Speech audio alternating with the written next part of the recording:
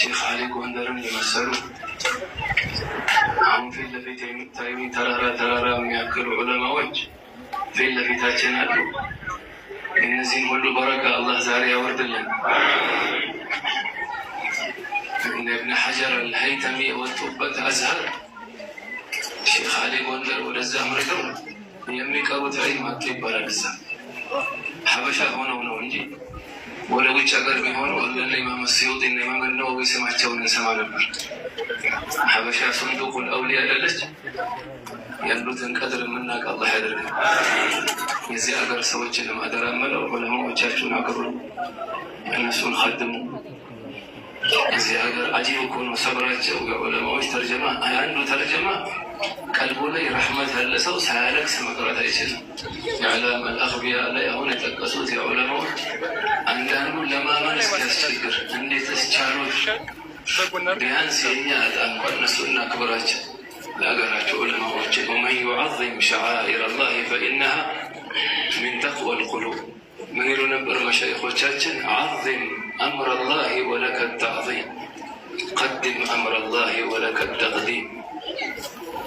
መን ለም ዩዐዚም ይሉ ነበር ሼኻችን፣ መን ለም ዩዐዚም መን የስተሒቁ ተዕዚም አዘለሁ ላሁ ቢተዕዚም መን ላ የስተሒቁ ተዕዚም።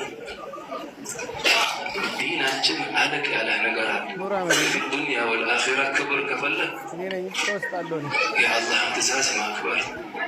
አላሁ አክበር ሲል ሰላት ኸላስ ሁሉ ነገር ትተህ ወደ ሰላት።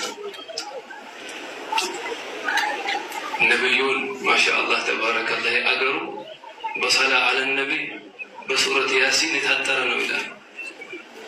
ይኸው ቅድም ማን ነበር ስሟ? ለይላ። ያ ሰላም ስሟ ራሱ ለይላ።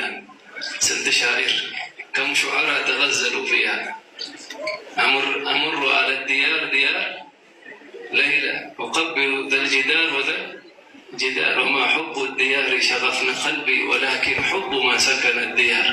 የእናንተ መሐባ እኮ ነው ያመጣ ከድሮ ጀምሮ ወደ ጎንደር መምጣት እየፈለግን እናንተን መዘየር እየፈለግን አላህ ባለው ሰዓት አላህ አደረሰ።